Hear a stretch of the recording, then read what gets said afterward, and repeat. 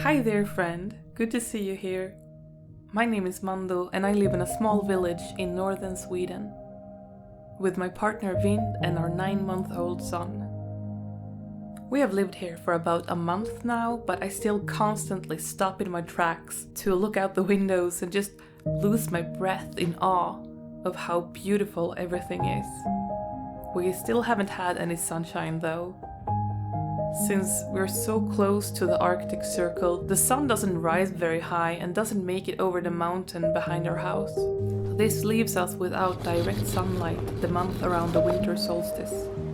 My dad says I live on the wrong side of the river, since he lives on the other side, which gets more sunlight. But I don't mind. Seeing the sun paint the other mountain intensely pink is a spectacular sight. Besides, this side is far less crowded. It's hard to believe that this is the same landscape that was so colorful not so long ago. I feel like I'm walking around in a fairy tale.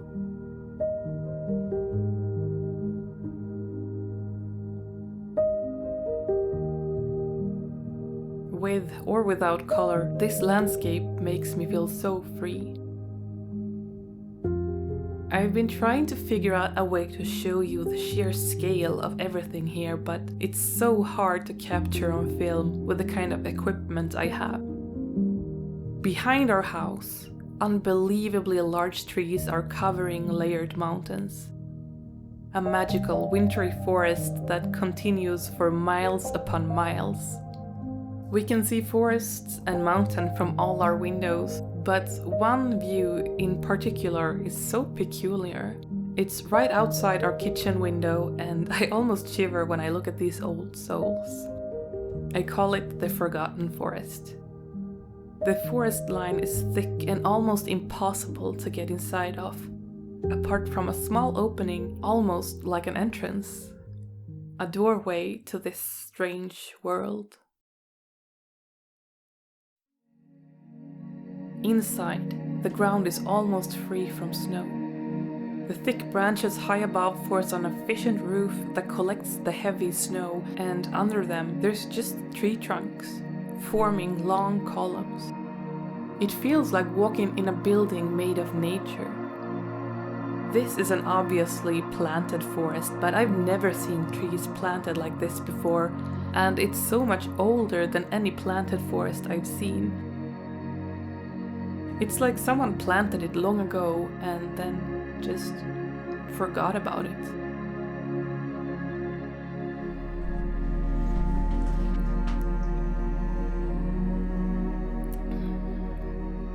I really like it here.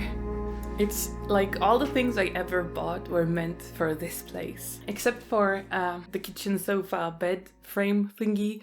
I bought that specifically for this place because the other one we had was a little bit too wide. Then I found this bed and I was like, I don't care that I can't have the old bed. Well, it's a sofa, but you know. And I bought it and I am so happy I did because it frames perfectly in between the two closets. And it just has the right feel. Like everything I ever bought, everything I like that I own really suits this place. Or maybe this place really suits me. I've been working on changing my mentality when it comes to things like these, because all my life I feel like I have only bought things because it's cheap, and if I wanted something that was a little bit too expensive, I didn't buy it. And you know, when people gave things away, I would take it because, you know, it could come in handy. But the result became that I had accumulated all this stuff and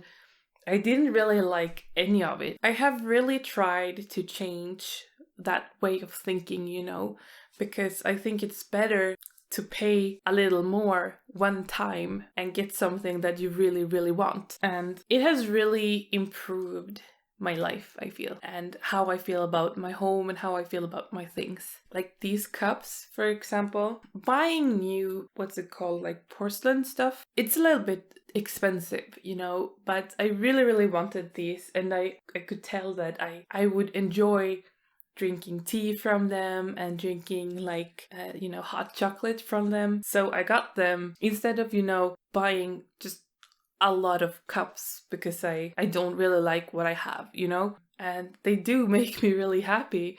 I try to buy secondhand when I can, but it's just as good for the climate if I buy something one time that I will use for the rest of my life. So I try to be a little bit more intentional with what I bring into my home, and it really have improved how I feel about my home.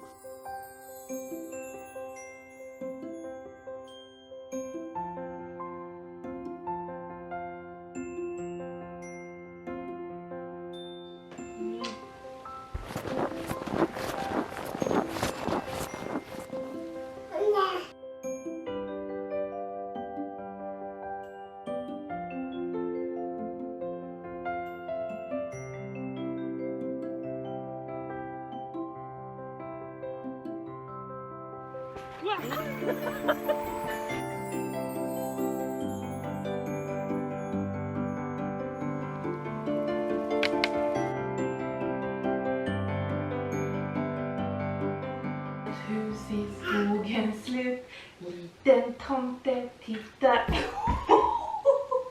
So much things has happened since we moved here. Not, socially, obviously, but I feel a lot better about that now when I enjoy being home. But it's been really intense. The snow settled just when we settled here, and I felt like I had to go out filming every day because it's so freaking beautiful everywhere. But it's like Vince said, every day is beautiful here, so it's not really the end of the world if I don't go out and film something one day. But I still wish I would have gone out more because right now it is so much snow. At the deepest parts, if I would sink all the way to the ground, it would probably be to my hips. So it's really hard. I'd like to go and film more in the Forgotten Forest or like that forest over there. I haven't even been in that forest. I'll have to wait until spring, I think. We got hit by a pretty big snowstorm. I don't know if it's true, but someone said that it's the worst in 100 years, and they issued the highest warning that they can. A couple of years back, we got hit by a massive, like so much snow at the same time, and a lot of houses collapsed around here. And that says a lot because the houses here are really built to be able to carry that weight on the roof, but they still collapsed. So it's a little bit scary when you get massive amount of snow so fast that you can't move it away quickly enough. We also got hit by, what's it called, a power out. And apparently you can't use any water in this building when the power is out because of how like the water heater works. So we had to fill up, like drinking water and buckets of water to use when we needed to, but we got the power back pretty quickly. The day after the storm, I went to visit my mom, and the road there, I don't know who exactly is responsible for plowing it and stuff, but it's always so well kept. But when the snow came after the storm, it was pretty insane. All the trees, the birch and the leaf trees, they were like hanging over, looking really, really sad. And all the fir trees and evergreens, they looked like super skinny. They were like a washed dog. So anyway, I went to visit my mom, and it was really clear why we had power outs. The trees were like really hanging over the road, and it was kind of scary to drive under them. And eventually we came to a point where a tree had fallen over the road. So we were like standing there. There was another guy who tried to move the tree with his car. Felt like kind of a impossible task, but still he tried. Eventually a guy came from the other way, and he said he had a chainsaw at home. So he came over the tree to our side, and we drove him home, got his chainsaw, and drove back. When we got back, 2 more trees had fallen exactly where we were standing. It was really scary, but it was really clear why we had the power out, because in many places the power line were the only thing keeping the trees up still. They were like hanging on the power line. I thought it was really nice though to light some candles in the fireplaces. I'm always happy when I have a reason to have a cozy old time. So that was really, really nice anyway.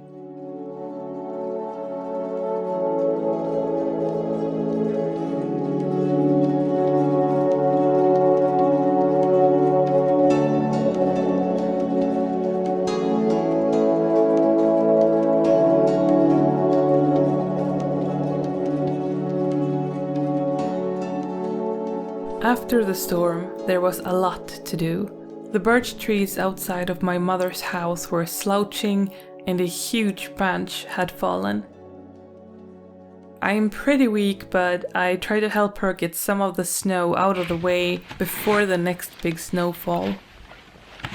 As I was shoveling away, I decided to film some of it, and just as I thought that maybe this was silly to film, and I put the camera away, a photographer came from the capital and he asked if we could take some photos of me while I was shoveling. I said sure and kept shoveling on. He told me that a lot of international newspapers wanted photos from northern Sweden, so I guess I might end up in some foreign newspaper, shoveling snow in my mom's blue jacket and fake fur hat.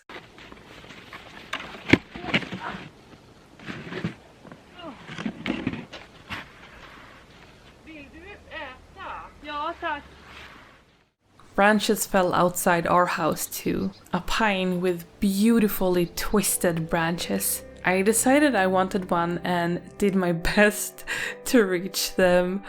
The snow was way deeper than I had anticipated, and it had a thick layer of crust that cut in my legs every step.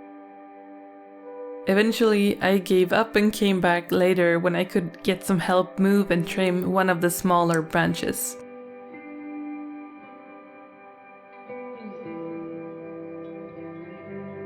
I'm not really sure what I will do with it yet, so until I figure it out, I'll have this huge stick thawing in my shower. We also had to get some supplies in case we'd be snowed in for the next few days, and on our way there was a clear sky and sunshine, and I felt the sun on my face for the first time in probably 2 months. The feeling of sun when you haven't felt it in so long is really hard to explain. It awakens something in you, a raw, calm form of happiness. The sun should be able to reach over the mountains in just a few days, and I am so looking forward to having sun in my windows. I guess I have a bright future ahead of me.